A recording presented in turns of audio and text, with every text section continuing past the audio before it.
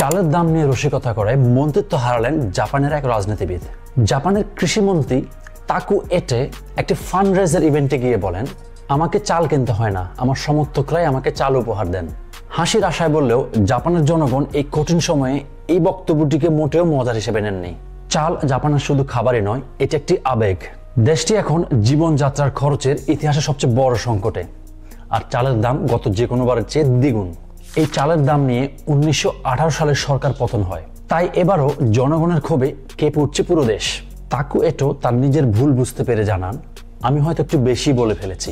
এটি ব্যক্তিগত নয়, রাজনৈতিক সমস্যাও বটে। বিরোধী দলের চাপ, অনাস্থার হুমকি আর ভোটের ভয়ে শেষমেশ তাকে পদত্যাগ করতে হয়। একজন কৃষি অর্থনীতিবিদ বিবিসিকে জানান, এই ঘটনার মূল কারণ হচ্ছে সরকারের সরবরাহ এবং চাহিদার মধ্যে গরমিল। 2023-24 সালের সরকারি হিসাব অনুযায়ী চাহিদা হওয়া উচিত ছিল 6.8 মিলিয়ন টন চাল, কিন্তু প্রকৃত চাহিদা ছিল 7 মিলিয়ন টনেরও বেশি। এই গরমিলটাই ছিল মূলত সব পতনের মূল। চালের চাহিদা বেড়ে যাওয়ার কারণ হিসেবে প্রচুর পর্যটকদের আগমন এবং মানুষদের বাইরে খাবারের প্রবণতা বেড়ে যাওয়াকে দায়ী করা হচ্ছে। বিবিসি খবর অনুযায়ী জাপানের মানুষরা বলছেন, রাজনীতিবিদরা নিজেরা বাজার করেন না, তাই তারা সাধারণ মানুষের কষ্ট বোঝে না। তাই একটি রসিকতা কখন যে রাজনীতির ঝড় তুলে আনে কেউ জানে না। আর জাপানে চাল শুধু খাদ্যই নয়, ক্ষমতা বদলের ইশারাও বটে।